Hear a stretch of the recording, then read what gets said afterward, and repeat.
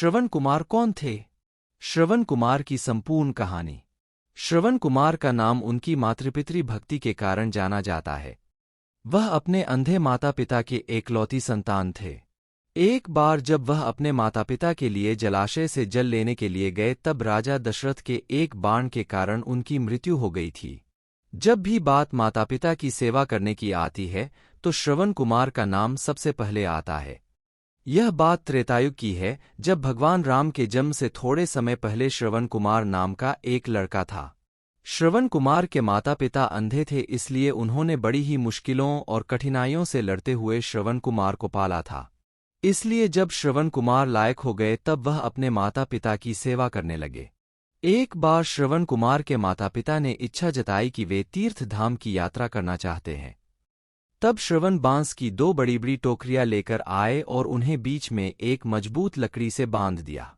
इस तरह वह एक तराजू की तरह बन गया, जिसमें उन्होंने एक टोकरी में अपनी माता को बिठाया था तो दूसरी टोकरी में अपने पिता को बिठाया और लकड़ी के बीच में अपना कंधा लगाकर उठा लिया और अपने माता पिता को तीर्थ धाम की यात्रा पर लेकर चले गए। जब लोगों ने यह देखा कि एक पुत्र अपने अंधे माता पिता की किस तरह सेवा कर रहा है तो उनका नाम मातृपितृ भक्त श्रवण के रूप में प्रख्यात हुआ। श्रवण हर रोज काम करने के लिए घर से निकल जाते थे।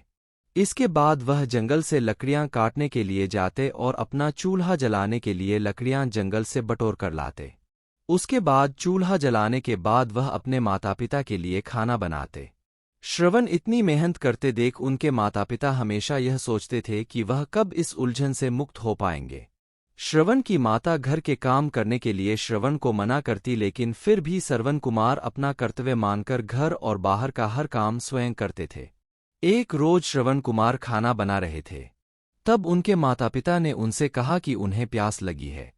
अपने माता पिता की प्यास बुझाने के लिए श्रवण कुमार नजदीकी जलाशय से जल लेने के लिए चल पड़ते हैं। जब श्रवण जलाशय से जल भर रहे थे तब उनके बर्तन से ऐसी आवाज निकल रही थी जैसे कोई जानवर पानी पी रहा हो।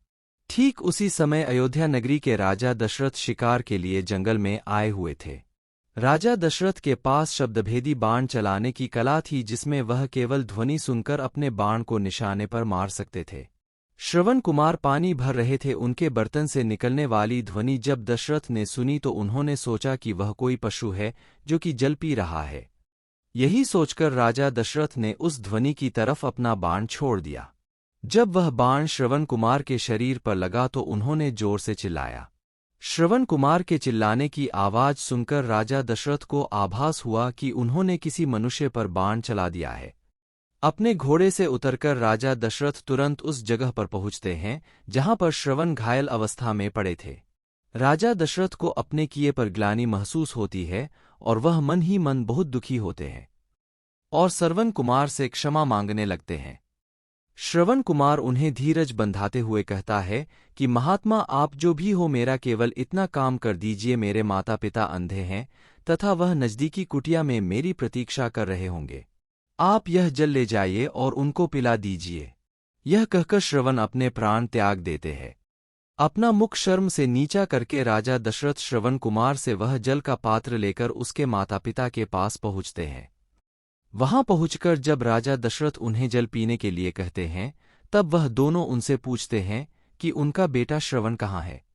तब मन में दुखी होते हुए गिलानी से भरपूर राजा दशरथ उन्हें सारा वृतांत बताते हैं कि वह उनके अपराधी हैं तथा उनके फूल के कारण उनके पुत्र श्रवण कुमार की मृत्यु हो चुकी है।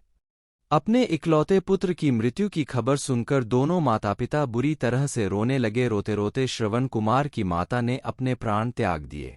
तब श्रवण के पिता ने राजा दशरथ से कहा, हे राजन, तुम्हारे एक भूल के कारण मेरे पूरे परिवार का विनाश हो गया। पहले मेरा पुत्र मारा गया और अब मेरी पत्नी ने भी प्राण त्याग दिए, तो अब मैं भी अपने प्राण त्यागने जा रहा हूं।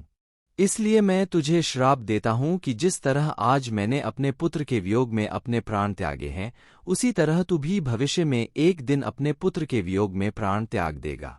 राजा दशरथ को यह श्राप देते हुए श्रवण के पिता भी अपने प्राण त्याग देते हैं।